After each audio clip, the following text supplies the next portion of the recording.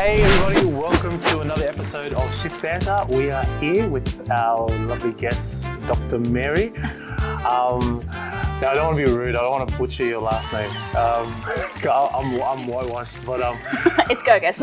It's what, sorry? Girgis. Girgis. Girgis. Girgis. Like Girgis. Okay, cool. So Dr. Mary Girgis, welcome to Shift Banter. Thanks for having me. It's lovely to have you here. We've actually never met. So I've been doing a bit of LinkedIn stalking, and but I do want you to introduce yourself. But it was so interesting how we came into contact. Like after learning a lot about what you do, I said, "Oh, we've got to get you on." But I don't want to surprise it for anyone. I don't want to ruin it, for anyone else. So they can stalk me. Yeah, so they can stalk you. No, I want you to stalk her. You just have to stalk her. But it was actually Emmanuel from Ability Connect, and he does the stuff at Building Bridges. And he said, bro, you got to get this person on. She's doing amazing work in the sector. So without any further ado, please introduce yourself and tell us who you are and what you do. Oh, okay. So I'm Mary Girgis. I'm a clinical psychologist and I am the director of Intertwined Health. So we provide behaviour support and psychology services. And our focus is mostly working with people with intellectual disabilities. Yeah. Wow. Dr. Mary. Like it's, I wish I could just say, my name is Dr. Solomon. You know, I don't actually go around introducing myself. Why? Like that. That's like the biggest flex, man. What do you mean? I have it on LinkedIn and then that's it. That's like the biggest flex. Like I wish I could go around and say, hey, my name is Dr. Solomon. What was your name? You know what I mean? And then they say, oh, my name's Bob. Like, well, all right, I'm a doctor. But we were just talking earlier off camera, and we were talking about how, we grew up in ethnic households. Yeah. And I can only imagine, look, correct me if I'm wrong. I'm a child of immigrant parents, and my parents love to just shine spotlights on me and my siblings. Like my sisters are numb, and every now and then my parents will be like, I don't know, they'll say something outlandish and like, oh, like my daughter healed this, my daughter treated this person that had cancer. Like she's a numb, she's not a doctor. But I can just imagine what it'd be like for you. Like you're a doctor. What is it like? I really want to know. My parents are a lot more relaxed. Oh, okay, cool. Like you. Yeah, so there was they're very proud when I first got it, and then it's okay, well, don't get too big for your breeches. Oh, okay. Yeah, they're very humbling, down to earth. Right. So yeah. Well, you have permission to brag. Okay. And say you're a doctor. No, that's all good. And I do get that sense. I can see that you're very humble. All right, so Dr. Mary. All right, so Dr. Mary. I'm sorry. I'm just going to call you Dr. Mary. Oh, Mary is fine. Okay, all right, Mary. Mary, welcome to Shift Banter again. There are rules to this episode. So we have 6 wings in front of us. 6 wings represents 6 spicy questions. Now, unofficially, our show is sponsored by KFC's hot and spicy wings. Sorry we couldn't cook these. But look, they're delicious and they're already hot, so you get a bit of extra heat on yours. I love Wicked Wings, so this is great. At KFC, what's your order at KFC? Literally Wicked Wings. Wicked Wings? I'm not even joking. Like a six-pack. A 6-pack of Wicked Wings. With chips and... No, just the Wicked Wings. Just the wings? Yeah. Wow. I love them. Can I tell you something funny? Okay, so I have an abnormally slow heart rate, and my doctor was a little bit, there's nothing wrong. My doctor was just a little bit worried, and he sent me off. Did you tell your doctor that you're a doctor? No. No. Okay, sorry. Sorry, I that will confuse them. Yeah. But he sent me off to a cardiologist, and I was waiting for some results, and he called me whilst I was going through the KFC drive-thru. Oh, no. And then I was like, I'm sorry, can I just put you on hold while I put my order in? And he's like, oh, okay. Wait, sure. but did you put him on hold? I put him on hold. And he said, or did you just leave it like... No. I said, can I put you on hold? I'm in the KFC drive-thru. Yeah. And he's like, make good choices. And I was like, no good choices can be made here. So yeah. Today we'll be starting with hook and arrow. All right, so hook and arrow on a Scoville rating. All right, so this is, let me give you a bit of description. So this is like a mustardy. We're generous here at the at Shift Banter. I'm going to dab myself first because it's a bit cloggy. Oh, here we go. It's cloggy. All right. Oh my gosh. All right, which wing would you like? That one. That one. All right. Oh, here we go. Oh, there you go. You weren't kidding when you said you were generous. All right. So the rules are: we will dab, we'll cheers, and then we'll ask a question. Okay. All right. Cheers. Cheers.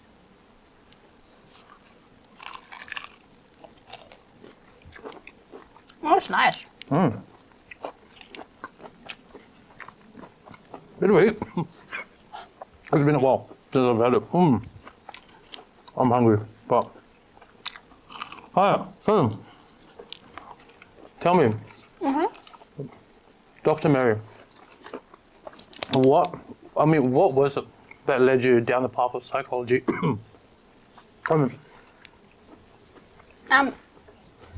Well, so I had absolutely no idea what I wanted to do in high school. And every week I was changing my mind. And then, I don't know if you got this, but they gave you like this massive book with all the careers. Yeah. And they're like, flick through this and pick something, and that's the thing you'll do for the rest of your life. So it was very like daunting. Yeah. And I'm, oh, maybe I'll do this, maybe I'll do that. And then I found actually art therapy. I was like, oh, that sounds really interesting. And I wanted to be an art therapist. And then, mind you, I have no artistic talent. But underneath, it suggested like a bunch of like similar careers. Then I went and the only reason I didn't do art therapy was because at the time you needed to do a master's. So I was like, oh, what am I going to do for my undergrad? So I then saw, psychology. So I went and I read the description, and it was like an audible click. It was like, this is it. Like it finally, like it feels right. And yeah, it just continues to feel right. So yeah. Wow. I mean, that's awesome. You heard the audible click. Yeah. Was it like? There was literally like. So no audible voice. It was just a. No, more of a sound. Yeah. Like,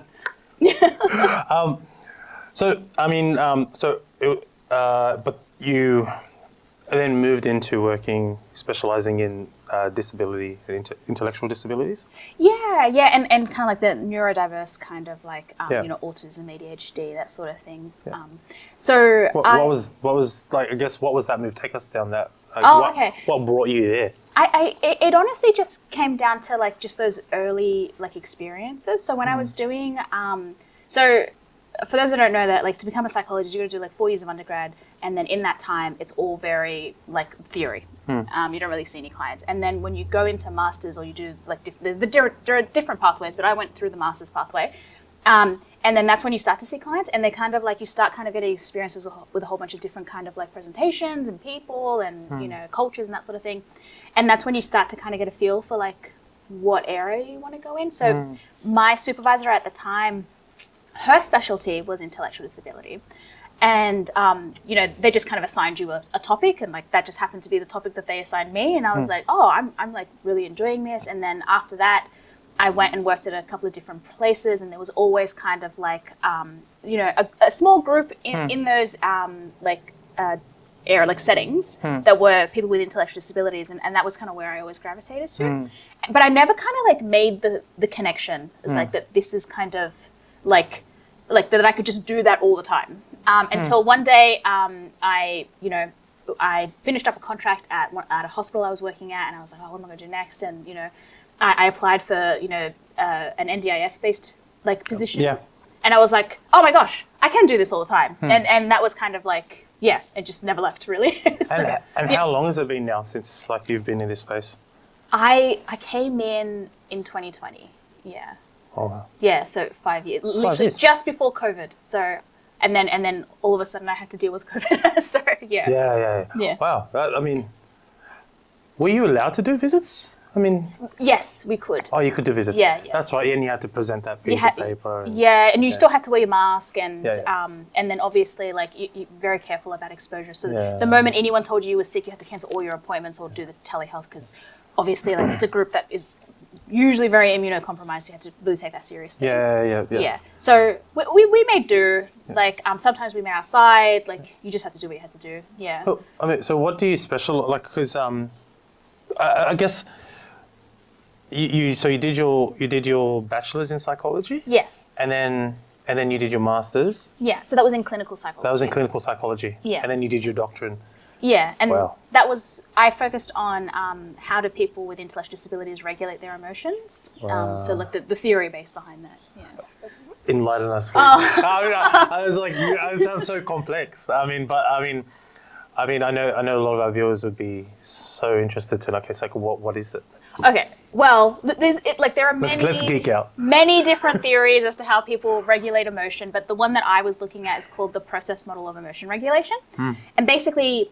What it argues is that there are 5 like opportunities for regulation. So you've got situation selection, which is just basically like either I enter or leave a situation that's going to like bring out an emotion, or there's situation modification where it's like, okay, I can't quite leave, but maybe I can modify the environment. Like maybe I put on some headphones or listen to some music while I'm like, anxiously waiting in line, for example. Then there's attention deployment, attentional deployment, which is essentially like distraction or rumination, like kind of keeping your mind occupied. Then there's cognitive change, which is just changing the way that you think about the situation. And then there's response modulation, where it's like, okay, all of the things that I could have done to kind of prevent an emotion from coming, now it's here. And now I've got to deal with that current emotion, which I could, go for a walk, do some meditation, distract myself. So it's not as if these categories are kind of like silos. There's a lot of kind of like blurring of the lines there. Wow. And so what I was trying to figure out is at the moment, like it's one of the most popular like theories when it comes to emotion regulation. And we're starting to kind of develop therapies based on that model. And I was kind of thinking, well, before we kind of jump the gun and start developing this, therapies, like maybe we should check to see if it actually applies to this specific population, which is children and adolescents with intellectual disabilities. That's not what I was focusing on. And then I realized that through that research that it didn't quite fit. Like it wasn't quite capturing this group and how they experience emotion, how they regulate emotion. Yeah. So then I kind of made my recommendation as to what needs to change in that model. Yeah. But yeah. Wow. So Wow.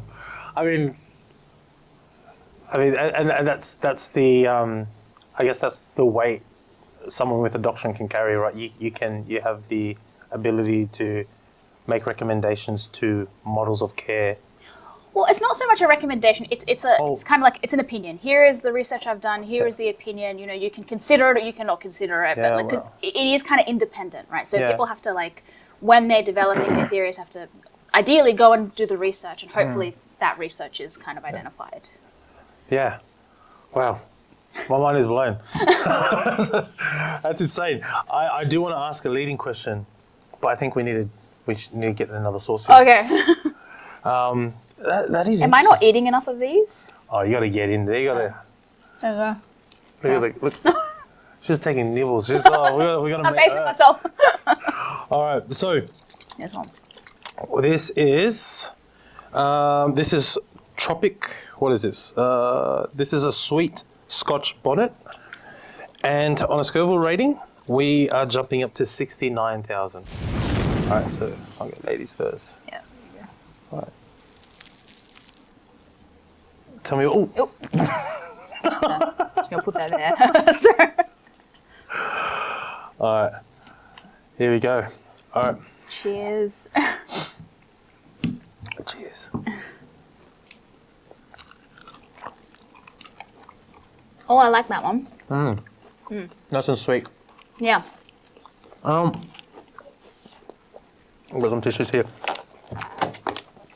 Where are providers failing when it comes to emotionally regulate, or maybe people that would you like some? I took some. Can I? Yeah. Thank you.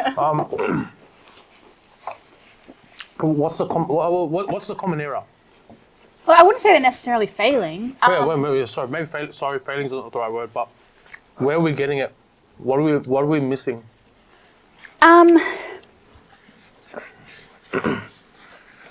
I think that sometimes, and this is quite common in the industry, is that you take measures or you take therapies that are designed for the typically developing population, Yep. and you assume, well, if I use these same resources, that it's sufficient, and a lot of the time it isn't.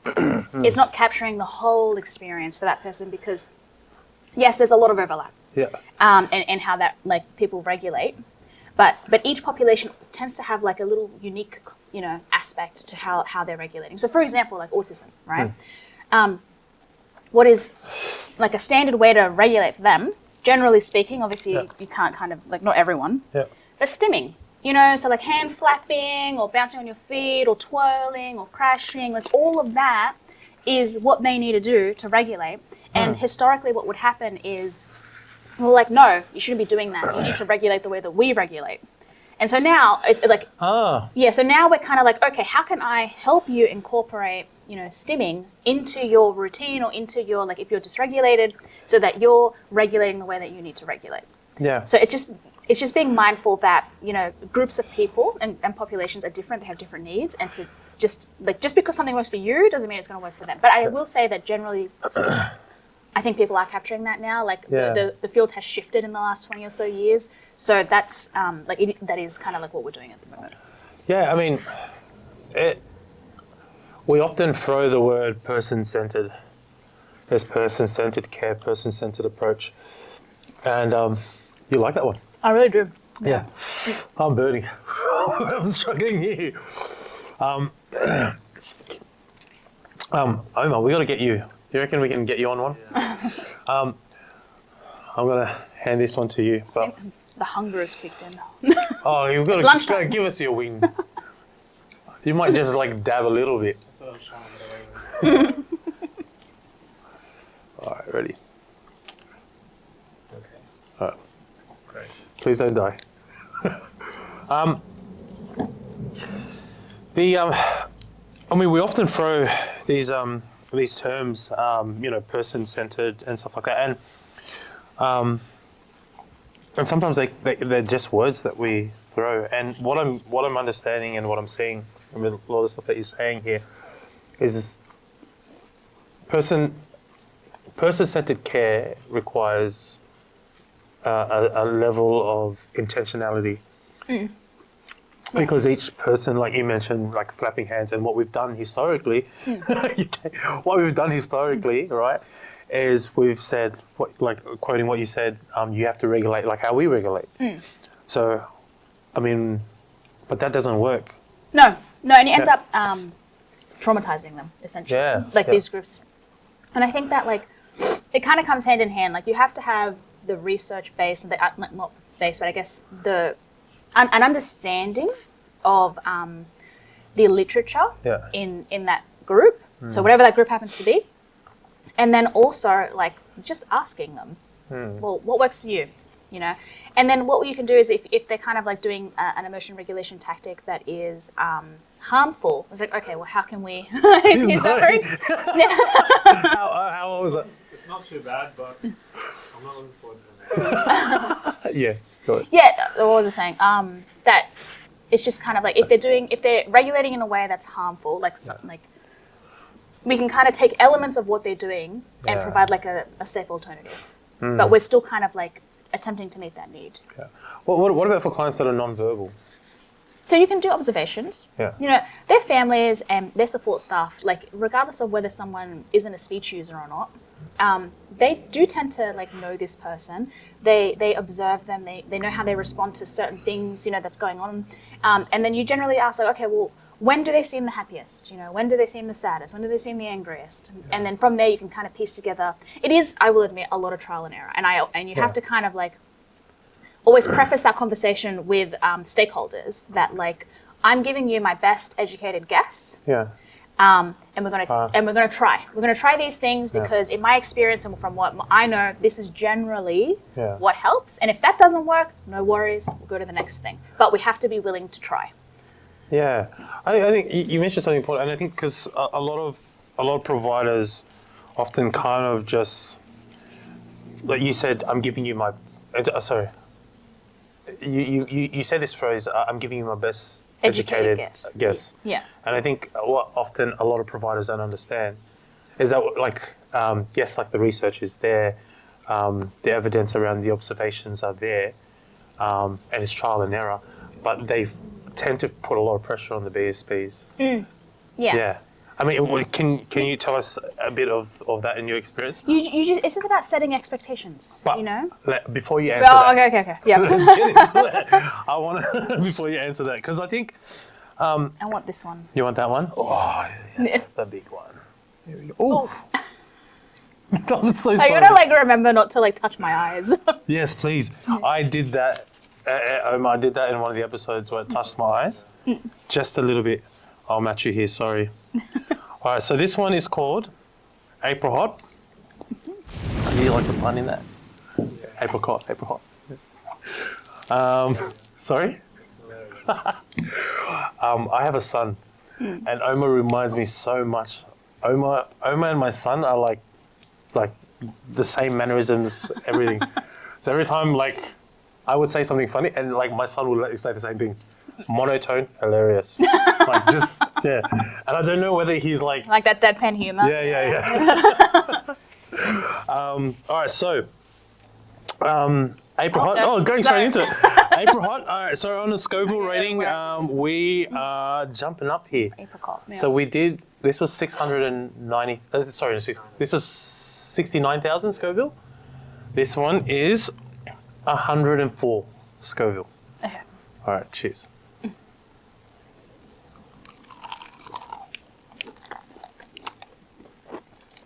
That's good. It's good. You want to try it?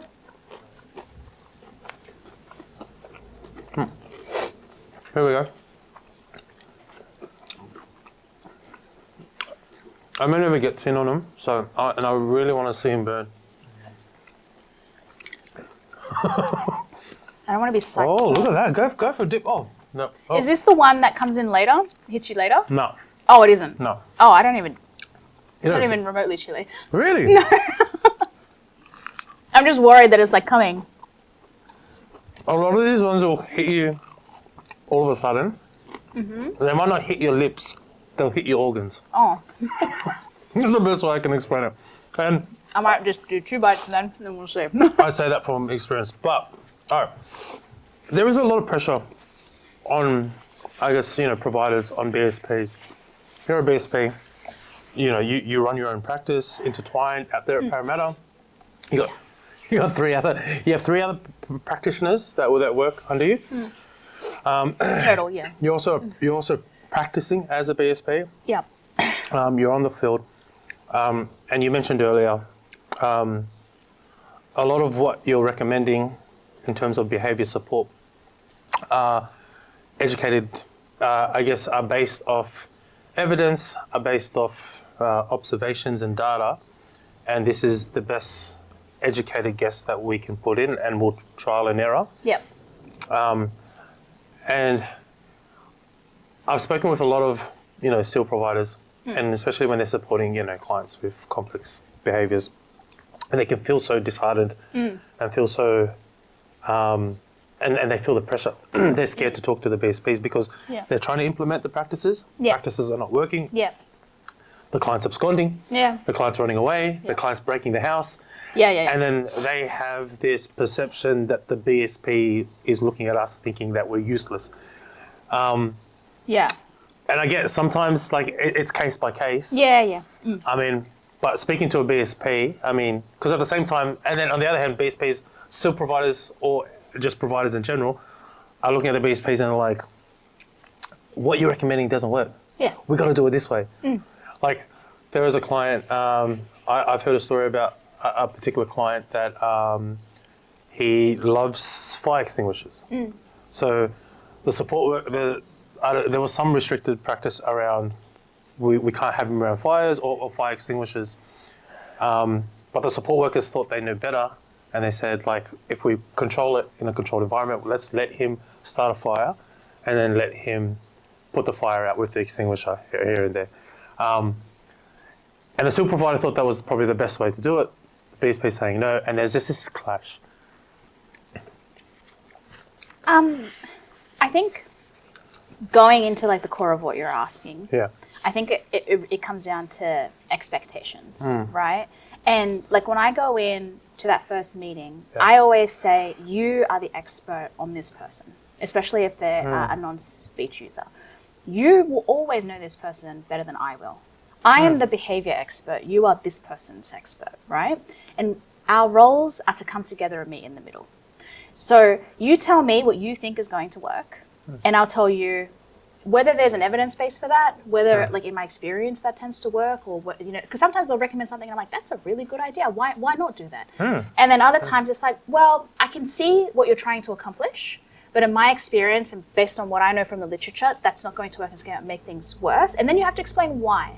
And so, and sometimes it just requires just a little bit of education, and you can, you know, bring in anecdotes, you can bring in examples. And I generally find that once you, it's more about explaining the rationale. Because if you go in and you're like, do this and only that, then like that's not, like people don't do what they don't understand. And I always kind of That's a good point. mention that like there are a lot of strategies in a BSP. I'm trying to train you to have a toolbox of strategies, and you as that person's expert will be able to then identify which out of all the strategies we've talked about and practiced and modeled, can you pull out in that moment to help this person. And I can provide you some guidance, but it does require a little bit of flexibility. And so like, I don't know, is setting a fire, you know, okay? If I couldn't tell you because I don't know this person and I haven't done an assessment. But a lot of the times we are trying to meet, like my first thought about the fire extinguisher is, well, why can't I just have a fire extinguisher? You know, and that can just be part of like an activity. Like, can we do that, right? I'm not going to comment on the fire because I don't know. But that's kind of how I generally approach things. No, that's great. And I think, I mean, for SEAL providers, you know, having like working for a SEAL provider, but also talking to other SEAL providers, you know, they can stress out. Oh my gosh, the BSP is going to find out a client absconded. They're going to think we're drop kicks. You know. No. But what is like? I mean, what is the thought process like for you guys? I don't think I've ever thought of someone as a drop kick. Well, I mean, like, oh my gosh, like, I guess, I mean, providers are always looking at retention. Right. Yeah. Well, ultimately, providers are always looking at what's best for the participant. How do we best support the participant? Yeah. But also, the staff consistency is best for the participant. Yeah. Perfect point. And absolutely. And then they're also thinking, because I guess they're also thinking the business end as well. They're also thinking retention. Yeah. I think I have had that conversation where I'm like, look, I know that it's going to take a lot of effort to implement these strategies. That if we think about it in the long term, there's going to be less incidents, hopefully. Because again, I can never guarantee anything. There's hopefully going to be less incidents. That's going to mean that your staff are also going to be happy, the participants are going to be happier, the staff are going to want to work with this person. And I've definitely, it's so common for us to come in and, you know, they can't, staff are quitting, you know, every day. They're struggling to fill shifts. And obviously, if you don't have a person that's experienced in just being around this particular person, like this particular participant, like that in itself is really important, that connection, right, that rapport.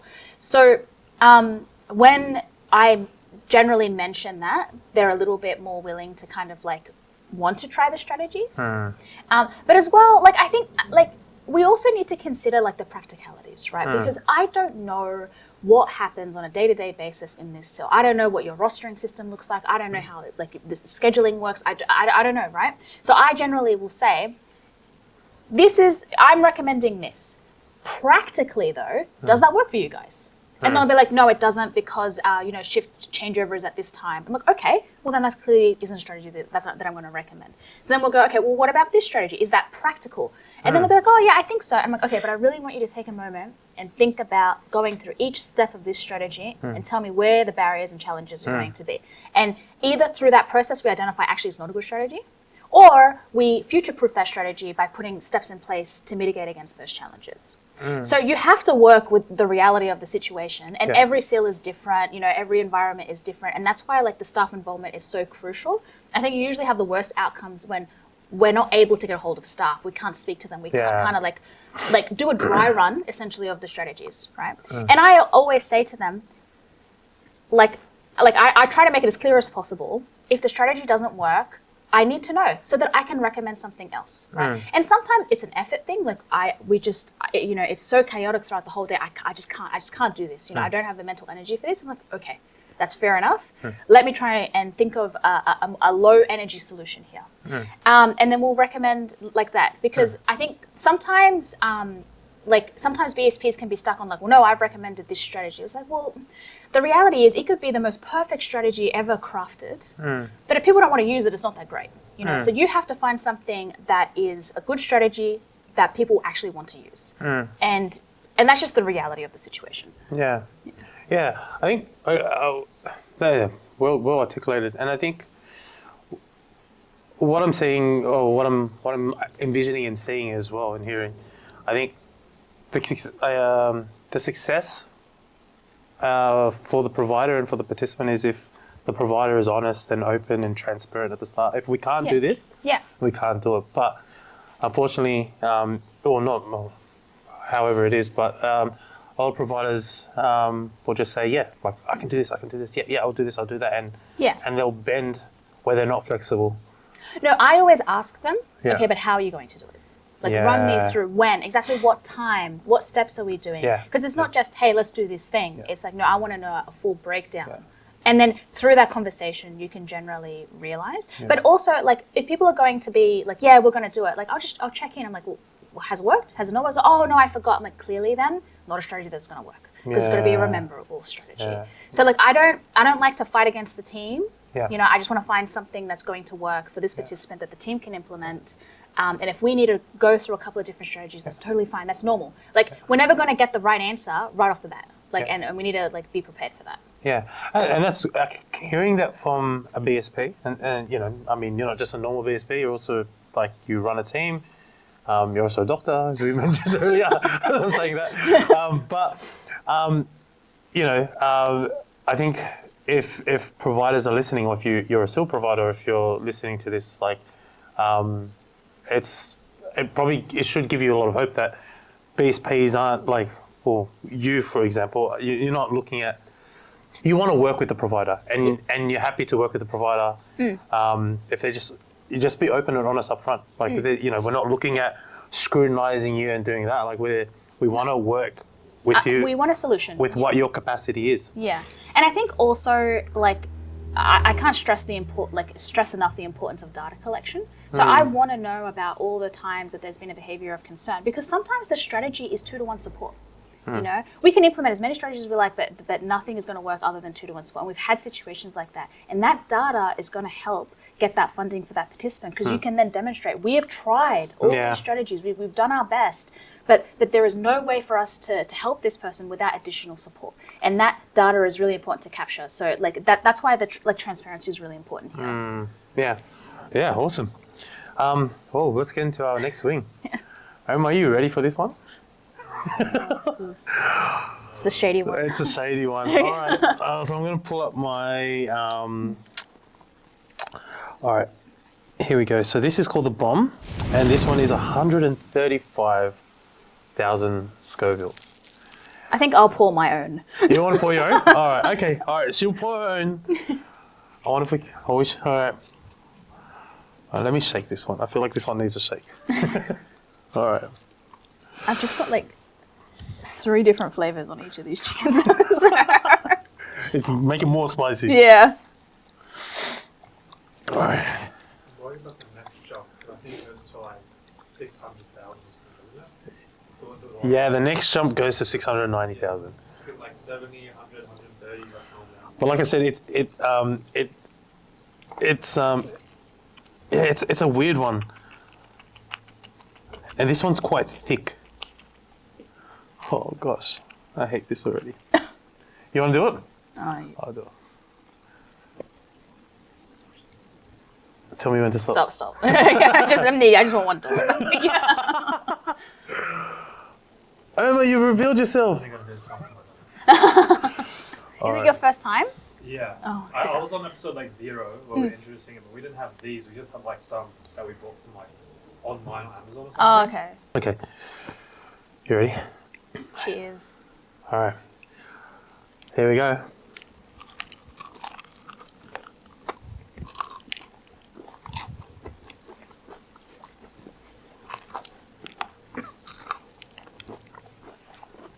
That's the bomb.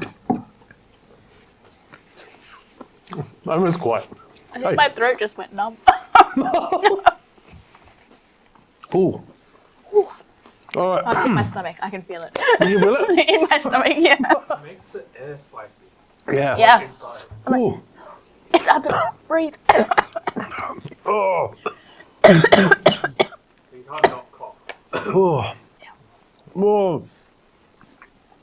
Oh, the fancy milk. Oh. All right. So we're talking about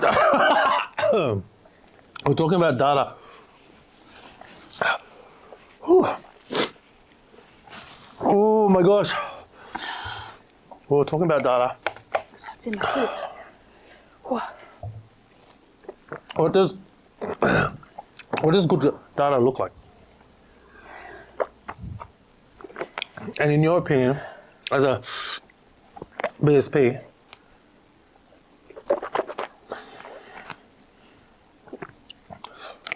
oh my gosh. Oh, this is hot. In your opinion, as a BSP, oh, oh, did my camera fall out? Oh, No, still. it's still recording. Guys, this is hot. In your opinion, as a BSP, in your opinion, if I dance and I'm distracting my brain, It's giving me a headache. Dude, I am not going there. I didn't drive home. in your opinion, as a BSP,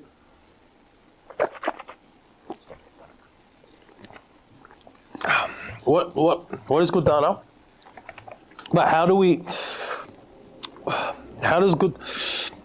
increase? How do we best support our participants with data? How do we get them the great packages that will get them the support they need? You know, maybe if we chew one of these.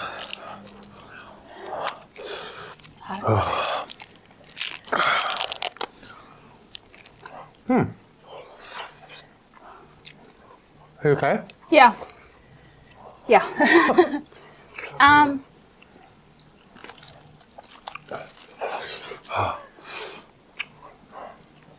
It's gone straight to my head. Okay. We've got ambulance on standby. Oh yeah. 000 straight I'm away. gonna go back to work. I don't have time for an ambulance. Okay, good data. Okay, it seems like it's over now. So, Not for, not for you, sorry. Not for you. Oh yeah. How about I talk while you Yeah. sort yourself out? So one, I think we have to consider like what does the current data collection look like? Because if we can kind of like piggyback off of the current systems, that's probably going to be the most efficient way. Other times you can, create like specific data collection forms. Sometimes like even between like, because the options are relying on the staff's data versus relying on like a data form that you've created that they then fill out. Or you can meet in the middle where you can ask them to like change their data forms to capture like specific things that you're looking for. And I like, generally speaking, what you're trying to find out is, what is happening before the behavior? Like, what's the trigger? Like, what's happened here? Like, what strategies have worked? Like, did you try? Did they work? How often is this happening? How long did it last? And you're trying to basically better understand, like, why is this behavior occurring? And trying to do it in a way that the team can incorporate it into their day-to-day lives, so you can make it as easy as possible. So like our data forms are very they shouldn't take longer than 30 seconds to fill out, because I want a quick snapshot. Because really what I'm trying to figure out after you've done your assessment, you've kind of generally got an idea of why things are happening, and now I want to see, okay, are the strategies working? Yeah. Because across shifts, there are 3 people on shift. Maybe one person is not seeing anything, but the other person is seeing a lot. So you've got to look at the whole picture Yeah. and see, okay, the staff are saying it's working. But actually, I don't think it is. You know, looking at this, like the behavior hasn't reduced in any way. The intensity is still the same. You know, sometimes what usually happens is the behavior stays, like the behavior is still happening. Oh. But generally, what will happen is maybe the duration is shorter, or the intensity is not as strong, or it's happening less frequently. So that's kind of how you know if the strategies are working or not. But yeah, like we're trying to figure out trends. Yeah, so that's how I'm using data. Yeah. And have you seen trends in how the NDIS are, how they're looking at data? I have no idea. I don't know what they're doing. Like, that's not like a disparaging comment to the end. Like I don't know. I don't know how they.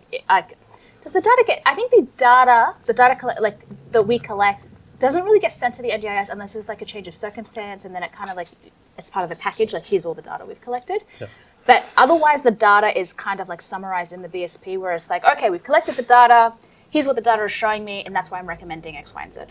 To the NDIA. No. Oh, to the staff, like or to the participant, or to their families, like whoever it is. Yeah. You took that like a trooper. I don't think I did though. How are you doing, Omar? I'm worried that there's like a second wave, No. and I only took like this. Let's have a look. How much did you take? How much of a bite did you take? All of my sauce was kind of here. Oh, okay. So you ate the whole. I, Okay. and then I just left that bit out. Yeah, I did the same as well. Oh man, that hurt. And I've been doing this for.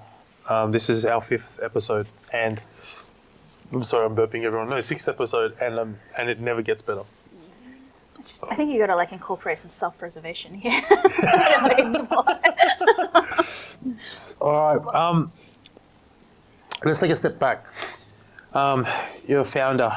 Oh wait, no, we can't do that. We don't want to jump. Okay. We got a dab question. Oh, okay. We got a dab and then question. All right, you ready? All right, so this is 690,000 Scoville. This is called a sucker punch. Mm-hmm. All right. Here we go. Have mercy. All right, here we go. Omar, do you want to jump in on this one as well? Can you check if it has more water? My bottle. You can take my bottle. I haven't opened it yet, I think. You're not going to use it? Nah. Mate, water's not going to help the heat. Yeah. It's only. Oh, he doesn't have any milk. No, it's alright. He doesn't need it. Oh, wait, right. I'll use it. Yeah, that's fine. Yeah, it's fine. All right. So sucker punch. This is 690,000 Scoville. All right. So let's take a step back here. Cheers. Is this like shady as well, or do you get hit with it straight away? Let's see. Let's find out together. Well, you haven't done this before? This one? I have, but I won't tell you. I mean, not to be rude. I will just. Okay. Yeah. I can't remember. I remember. All right, here we go. Bon appetit. Yeah.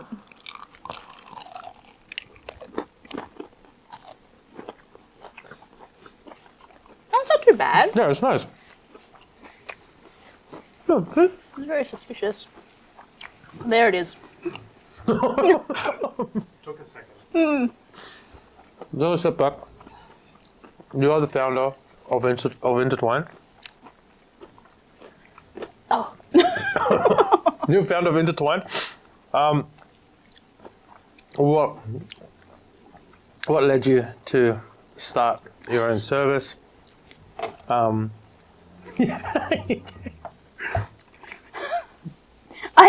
only took half the bite as well. I didn't even do the whole bite. What led you to start your own service, and what is Intertwine's point of difference?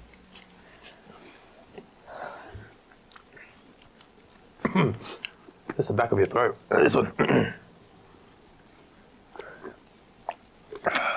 Oh, it's like on my tongue.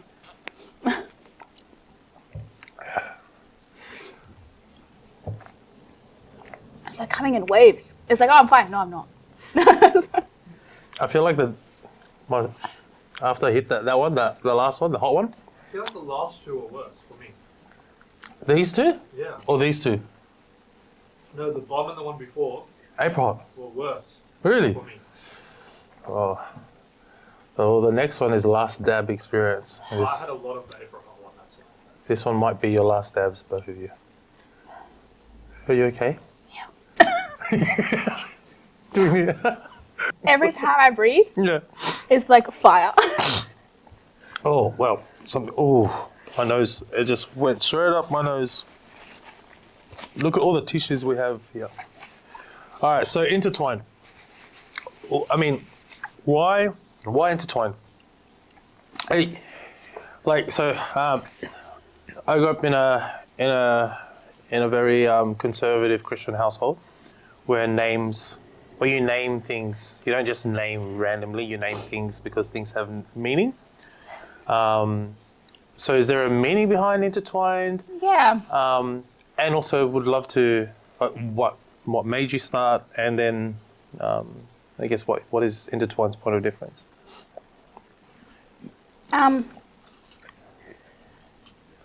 So we always wanted to set out to be quite holistic and looking at like the whole picture, and that's kind of where intertwined comes in. That like all of these like modalities need to come together to provide like adequate service for the participant.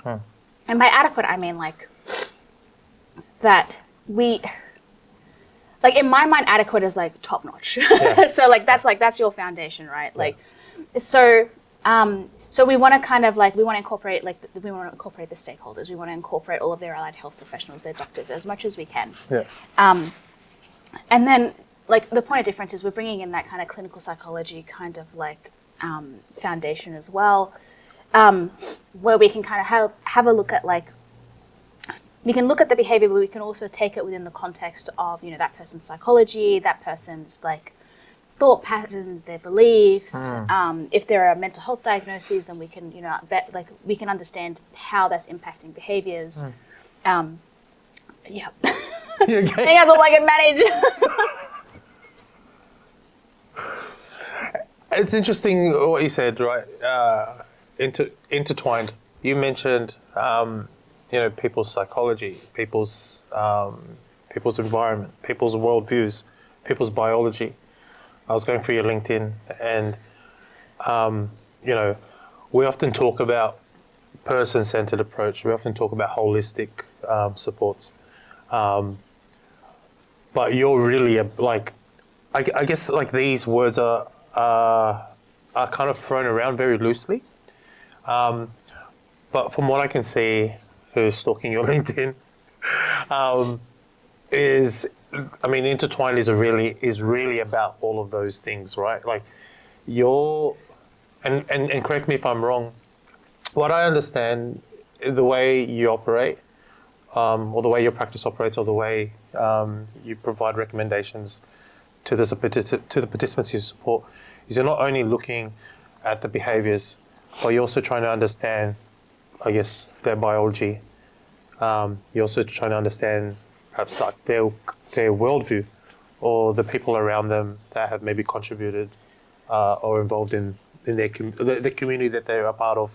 Yeah. And how maybe attributes of the worldview in that community and how that's attached to that person. Like the socio stuff, the psychology, you're looking at every single fiber that makes a person up. Is that?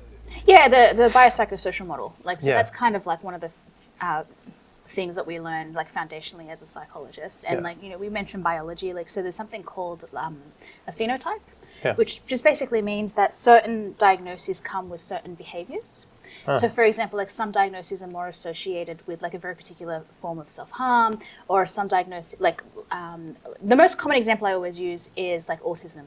And like a behavioral phenotype of that is hand flapping. Like that is part of that diagnosis. So you can't just, so this is why it was harmful to try and like essentially stop something that's so integral to that person, right? And so you have to understand like, okay, when you go in, what is this person's diagnosis? Are we aware of any behavioral phenotypes that are associated with these particular diagnoses? Do we then check that against the participant? Are they displaying any of these types of behaviors? Because then it's more about education and management. You can't really get like, you can't really eliminate those behaviors. Yeah. Like, it's core to that person. So these are things we kind of like have to consider. So not every behavior is something that you can reduce or eliminate. Sometimes it's just purely about management as well. Yeah. That makes a lot of sense. And I think, and if you're a provider, if you're a provider, that should, that explanation could take a lot of stress off your back. When you're looking at your participant and when you're supporting your participant and you're thinking, why don't they stop? Why don't they stop? Why does he always have to smash this? Why does he always have to break this? Yeah. So like Prader-Willi, for example, Yeah. like a phenotype there is that they're always hungry and they're always eating sort of like foods. Yeah. So it might be in that situation, like if no other, like if you've tried every other option, you might have to resort to a restrictive practice of like locking up the cupboard, for example, because that is so integral to that diagnosis. So again, we always want to pick the least restrictive option. Yeah. But sometimes locking the cupboard is the least restrictive option. Yeah.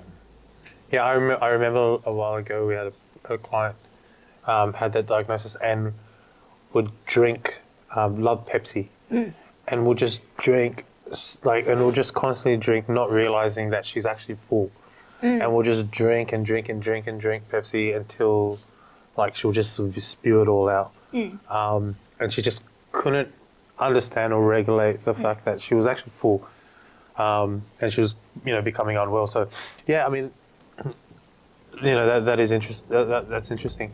I mean, so tell me more about intertwined. Why intertwined? Like, you mentioned the word, but why that particular word? What is the heartbeat of intertwined? And what's the meaning behind that word? Well, in my mind, like it's the intertwined like relationship between all of these modalities coming together, right? And like the way I came up with, it was me and a friend who came up with a name, and we were just walking through the park, and we were sort of like we wanted like we were trying to figure out like something that would represent the spirit of that, like all of these things coming together, and we were just walking past the park, and there was like this rope, like as part of like the play set, and like the way that it sort of like twisted together, like it was like one strong rope that held up this sort of I don't know, I think it was like a swing or something. I'm like, yeah. It's like you're and it's just kind of like, see how like all of these things come together to create like this like this thing that is like really good at doing its job, which is essentially like that's what you need to do. Like you can't do this job in isolation. Like you can't do it well anyway in isolation. Like you need to incorporate as many kind of aspects of that person's life as possible. Yeah, mic drop right there. Cool. That's gold. And that's true. That's so true. We can't do it alone. Yeah. You can't. Yeah. And so what made you start? Like, what made you? I mean, because you're quite young. I mean, young business owner, you're a doctor. Sorry. I just like things a particular way, and when it's your business, you can make things how you want them to make them. Like it's so I oversee like all of the BSPs that come out. Like nothing gets past me, and then they get kicked back, for a revision if I'm like I don't think that strategy is going to work. It's not practical, or like whatever it is. So like I wanted that level of control over the quality that we were getting, and I know my standards can be pretty high, so I was just kind of, I know, like I can be so annoying, but like that's essentially what it was. Yeah. I mean, was starting a business something that you've always wanted to do, or like? Yeah. So I grew up in a very kind of like business orientated like family where like that was kind of like the pinnacle. Like, why would you work for someone else when you can work for yourself, kind of thing? I recognize now that it's so much easier to work for someone else, so much easier. But yeah, so that was kind of like drilled into me from like, just I can't remember a time when that wasn't like something that was spoken about in my household. So it was just like that was just where I was going to go. Like I never kind of considered any other option. Like that was just how it was going to be. Yeah, definitely. I can definitely sense like you have this almost this entrepreneur spirit, and where you see. Even just like chats with you off the camera and chats with you now, like you've dropped a lot of gold nuggets, and I think, definitely an inspiration to anyone watching this, thinking, oh, like I want to start a business, and I want to be a BSP, because I mean, there are good days and bad days, isn't there? Oh, yeah, no, absolutely. I think. what was a big shock to me was just how much like background work goes into literally everything. Yeah. Like just from like business development, like even just sorting out contracts. Like it's just like constantly like something that needs to be done all the time, and then having to balance the practicalities of running a business with actually seeing participants. Yeah. which is where my passion is. Like I would rather not do all this other stuff, but like if I didn't, like it would all fall apart. So Even setting up an office is I know, it's such a headache. it's such a headache. Yeah. Everyone thinks like, you know, like I've set up a few, like we've set up offices and we've furnished houses, and now when I walk into people's office and I see like how nice it looks, I'm like, I appreciate it because I know how hard it was for you to furnish this spot. I know. You got to find the right chair. That chair doesn't look nice there. It's not the right color. You got to take it out. Yeah. You know, you want the space to be inviting because you have participants coming in and stuff like that. So, yeah, running a business is difficult. Yeah. So I think like if I was going to like, if there are people out there that want to run their own business, like it is like do it, but I think just be mentally prepared that there's a lot of like long hours and like and that a lot of the time is very isolating as well.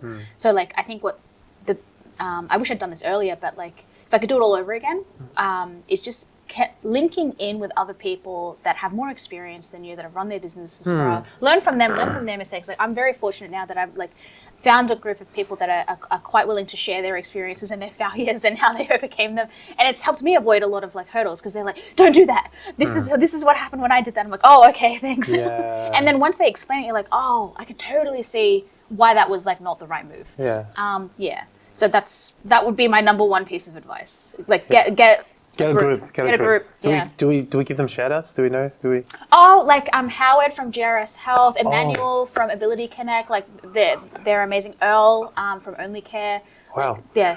You know, I've heard like there's been a few people that have dropped Howard and Earl. And you're not the first. Yeah, they're great. They're amazing. I haven't met them yet, so I think I need to get them on because I need to get them on. I've had like maybe 3 or 4 people that have said, yeah, I like this guy Howard and this person Earl. And I'm like, I haven't met them yet. They're just absolutely wonderful people, and they're just so willing to like just have a conversation and kind of like go like problem solve and so shout out Howard, shout out Earl. Yeah. We love you guys. Got to get you guys on. We gotta on. We are up to our last wing. Yeah, I'm ready. Are you ready? This one. Yeah. All right. Are you ready? I'm ready. You recovered? All right, so this one is called the Last Dab Experience. You can see here. All right, so 0 calories. So don't worry about that. As if that makes it better. Yeah. It does.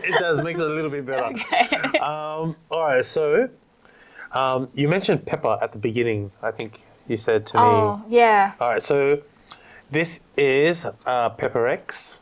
Does anyone know what Pepper X is? And it's over 91% Pepper X. So this is, so it's bloody hot. So here it says, welcome to the Experience 5 Spice Lords, the most extreme version. Blah, blah, blah, blah, blah, blah. The main ingredient is Smoking Ed Curry's Pepper X. This is officially the world's hottest chili. Yeah. All right. So It's like mentally bracing myself. yeah. So like I said to you and to our viewers, so like, these ones are hotter. So this was probably the one that hit us straight away. These two, they don't really attack your taste buds or your lips, but they do attack your organs. Yeah, that's probably the best way I can put it. All right, here we go. You ready? All right, women first. Did I say women first? I meant to say ladies first. I'm so sorry. I have like some dyslexia. I need a plan, a behavior support plan for my wife to use on me. All right, tell me when to stop. Yeah, that's good. All right, here we go. Oh. Oh, is that too much? Do you want more? No. Or is it less? No. Pour Is it not half enough? bottle on there. You didn't use any words there, Emma. You just said, no. Oh my gosh, what is that? Is so much. Oh, that was a mistake. You are brave. Look at, I got nothing. This is barest minimum. Like, Oh, you can have some more if you no, want. no. I'm very satisfied with the amount I have. All right. Alrighty. Bon appetit. Bon appetit. Cheers. Here we go. Cheers. Please, Lord, help me.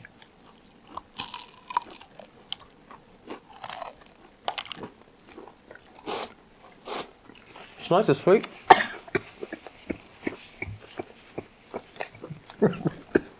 What kind of coffee is that? Look.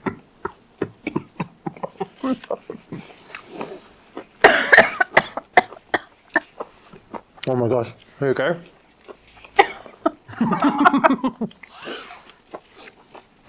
It's just like, it tastes good, Yeah. but it's trying to kill me. Yeah. Yeah. I have to say, they do taste good, but it's like, how you feeling, Omar? I was trying to get like just a little bit, but then when I ripped it off, I ripped like a whole chunk of the skin off. Oh, So the whole thing just. look, I'm a straight up coward. I will freely admit that. Like, I took one bite. There was a whole bunch on there, though. Well, maybe not that much. Are you okay? Yeah. Do you want some milk? It's like suspiciously not bad. Yeah. I'm telling you, Like, it's an organ hitter. It hits your organs. Chuck me the lollies somewhere. I caught that.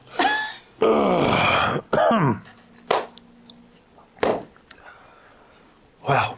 All right. I want more chicken. As a BSP,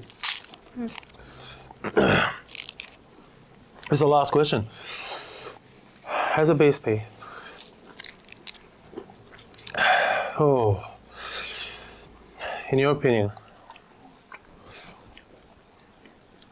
I want to take another bite of it. go for it, please. Oh, we want to see it. I don't think you had enough for it. I think you should put more.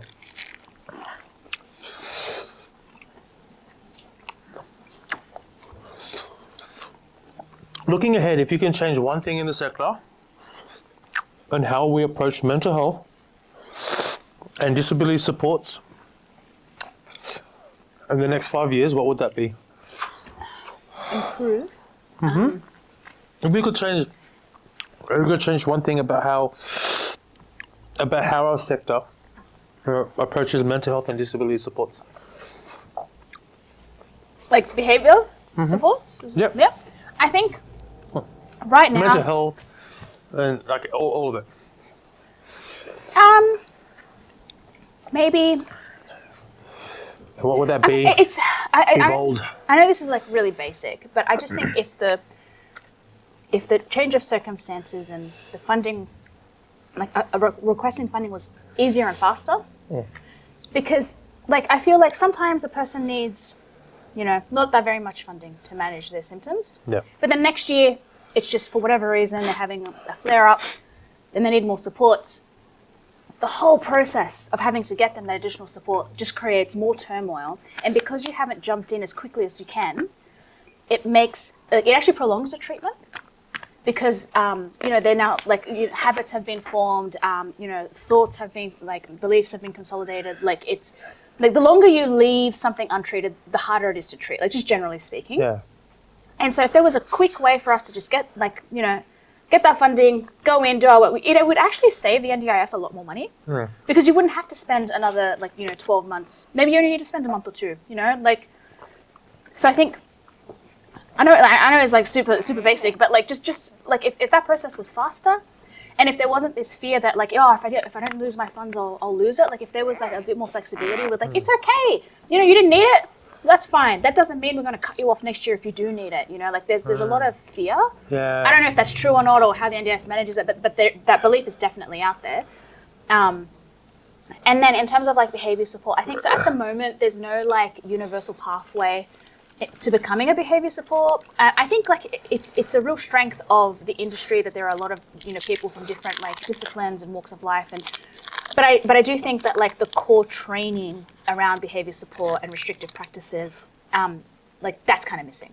and it's left up to your supervisor to kind of train you on that thing. But it's kind of like, your supervisor, trains the next person, then you train the next. Like, that's not like a consistent or standardized approach, right? They do have a framework to help guide like the things that you should learn. But again, it's left up to an individual supervisor. Like, that's not, in my opinion, It's like we're passing on knowledge.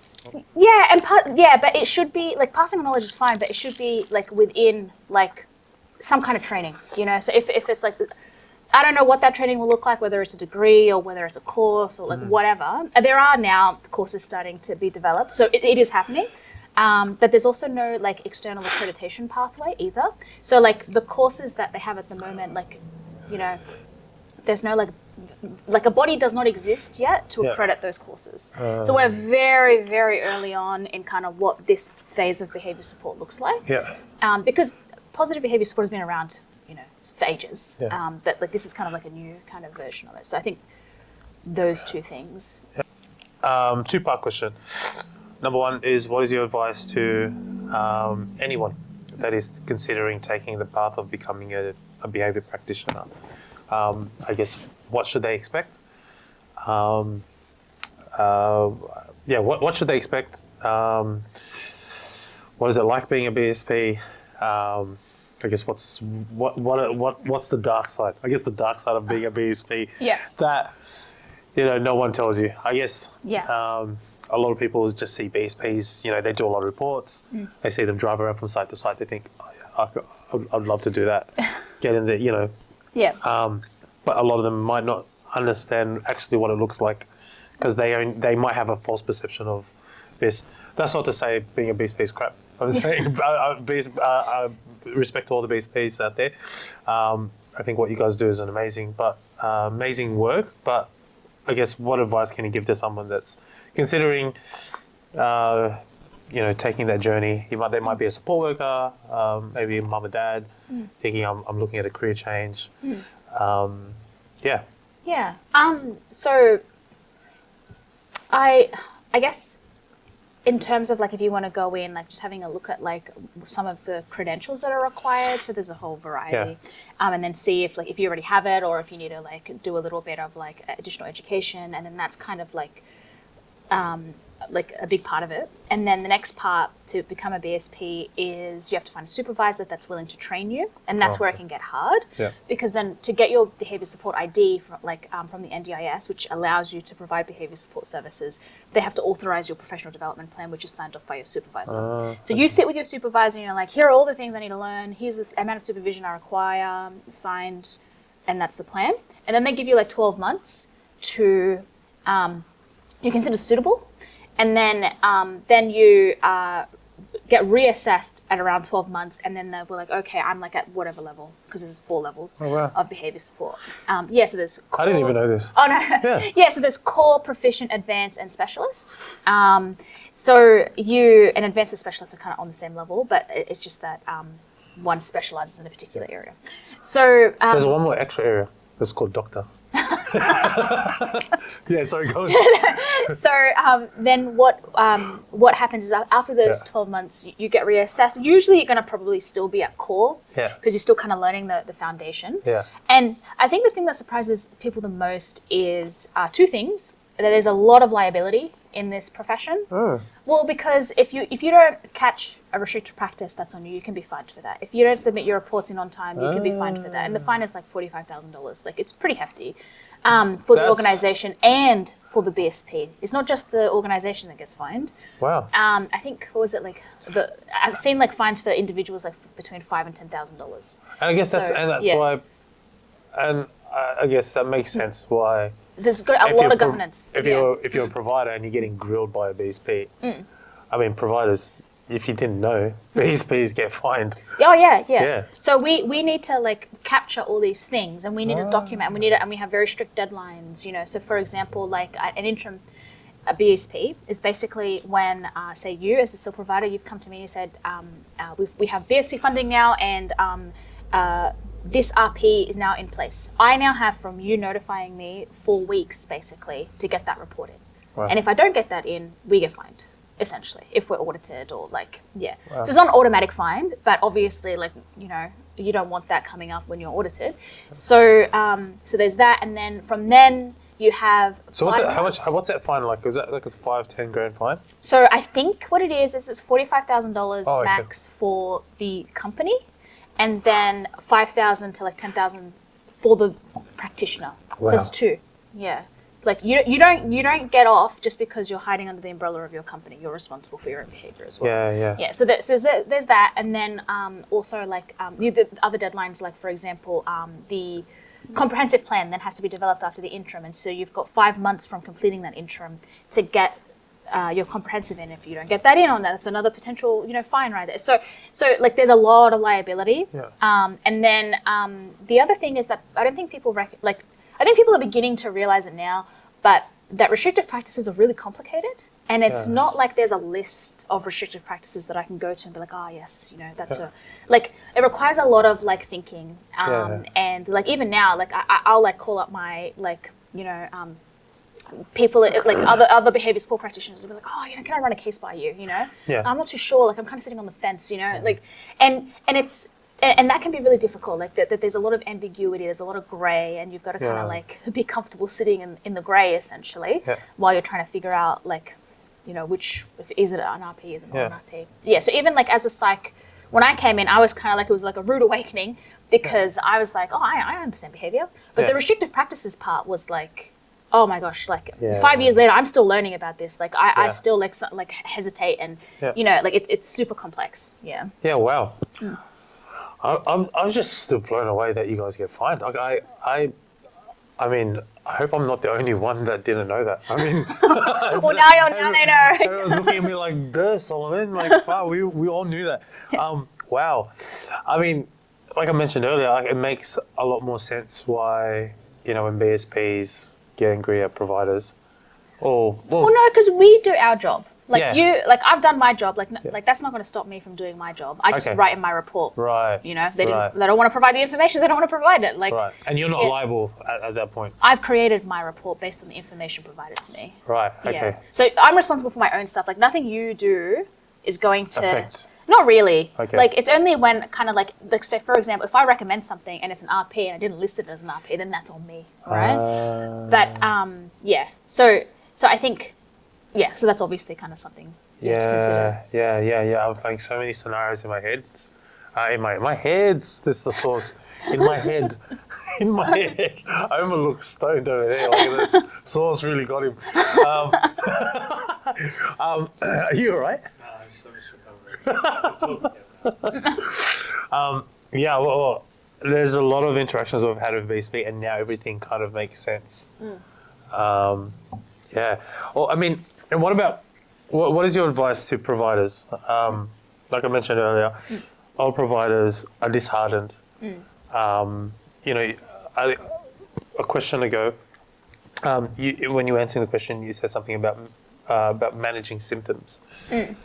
And it really resonated with me because I think a lot of providers, you know, they get disheartened and disappointed when they're supporting participants, when they're not able to support the participant in a way where they're managing. Well, that's not true. Well, where the behaviours or the symptoms maybe it looks like smashing a wall or something or breaking things, and they get disheartened because.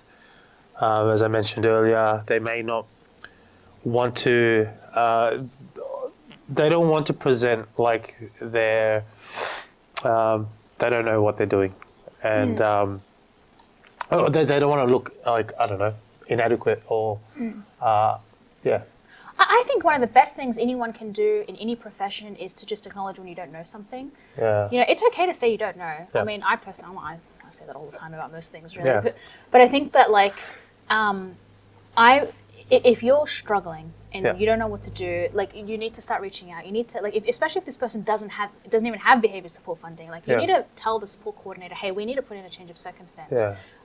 Start collecting data. Like just whatever you can do, just collect, because then that will kind of provide like sufficient evidence, hopefully, to get you the funding that you require to then get help. And then once you have the BSP on board, like. I know, like, like we might want to, keep up this pretense of, doing our, like, what am I trying to say here? Like, we want to present ourselves in a certain way. Yeah, right? that's what I was trying to say. Yeah. And so, like... And there's this fear, right? Because they fear the BSP. Dude, we have seen it all. Yeah. Like, we have really seen it all. Yeah. Like, it's not... Like, nothing you do is going to surprise me. Yeah, okay. So it's just kind of... Just be honest. Like, it's really... Like, there is no judgment. I want to help you. I want to help the participant. Like we're in this together. And I think that, like, it's not a reflection on the provider if the participant is, like, engaging in behaviors of consent. What it is it's a reflection of you don't having the adequate supports required to help you in that situation. Yeah. I think that's such an important point, because I think what providers often do is they often take that perception that it's a reflection of them as a service, and they carry that, and then it's almost like a bit of a shame, where they carry that bit of shame because they've obviously they have a point of difference, they're this, they're that, they say that we do this, but then Tom can't stop smashing the walls. Yeah. Tom can't stop every week, at least once a week or twice a week, he's absconding.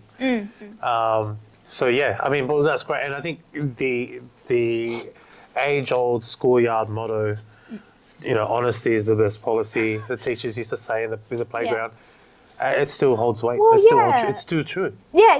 And like, let's run this scenario through, right? Yeah. Like, if you don't say anything, Yeah. then no one is going to help you, and that situation is just going to get worse. Yeah. Like, there really is no other option than to kind of ask for help.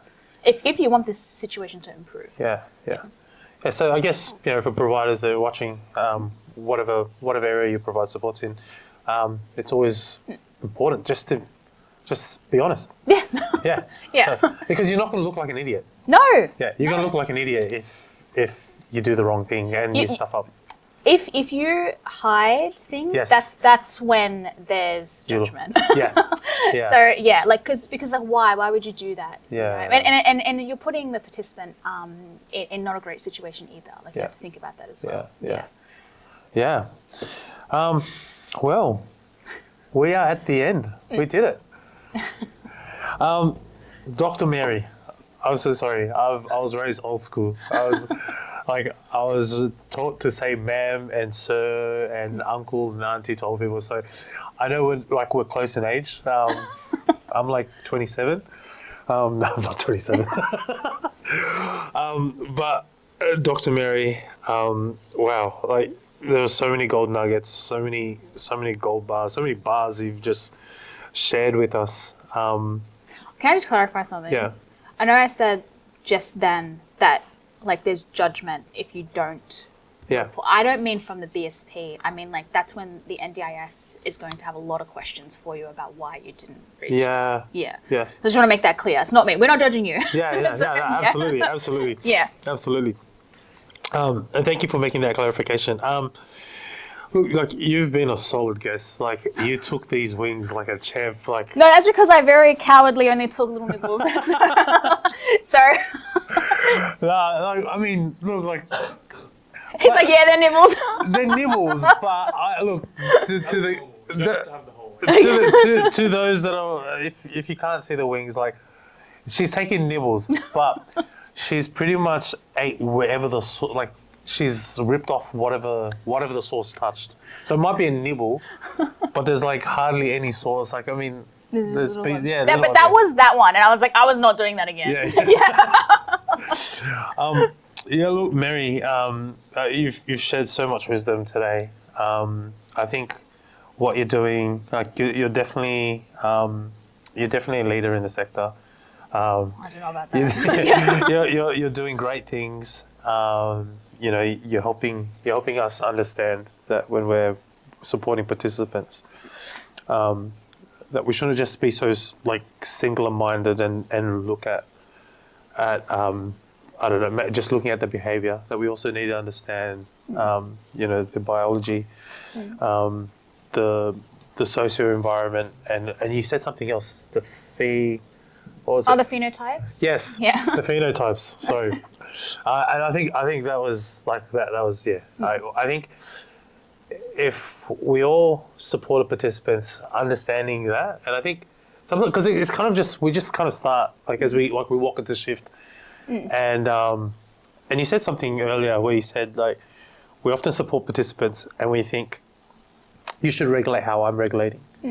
Oh, like you're distressed? Let's go have a coffee. Let's go for a walk. But often that's not the case. Like that's how I regulate. That's how majority of people regulate. But for our participants, I mean, they very well, maybe they do want to go for Maybe, a coffee or a yeah, walk, but just ask. ask. Yeah. Right. And I say like I made that. That was a general. I guess that was a very general assumption example that I used there. But I guess the point that I'm trying to make is, I really appreciate that you're really about holistic. Like this is not something that you just throw around very loosely, like words. It's something that you actually practice. Strategies are holistic. Strategies are person-centered. The way we approach support is person-centered. It's not a blanket. It's oh geez, I can't remember the word. Phenotype? Phenotypes. Understanding the phenotype. Understanding that. And just like what you said earlier when we started this podcast about emotional regulation and I guess the different phases and stuff like that. Yeah, it's wild. And only 33 years of age, right? Yeah. I mean, you still got like what? How long? What's the age of retirement in Australia? 67. 67. Yeah. I mean, you still got like what? 35 years. I would like to retire early. Yeah, I mean, mate, you're a business owner. You probably retired. Oh, no, I'll be working well past it. Yeah. I mean, look. Considering that the age of retirement is 67, let's just say like you'll work until 67. And you're still part of this sector and you're adding value. Like you're definitely adding a lot of value to this sector. Well, I hope so. And, you know, I just think this sector is a greater place with people like yourself in it, leading this space. Oh, well, that's very sweet. You're welcome. Well, you guys are doing amazing work as well, so. Which we're trying me over there. But look, thank you so much. And you're a lovely guest. And Thanks for having me. Yeah. And guys, that wraps up our episode of Shift Banter. It was lovely eating hot wings. All right. Anyway, look, it was lovely having you. Thank you so much for being here. Can't wait to get this out so that we can show people all the lovely wisdom. Looking forward to seeing it. Let me know when it's out. Yeah, definitely. I think we've got one more guest, and then we move over to our next segment. So for our viewers, our next segment, I can't speak. Our next segment is an episode called Come Dine With Us, and we'll be reviewing. I don't want to give too much away, but we'll put a post out there. It's called Come Dine With Us. It's going to be interesting. But yeah, thank you so much, Mary. Yeah, it was great being here. I loved it. You're the best. All right, peace. See you later, everybody.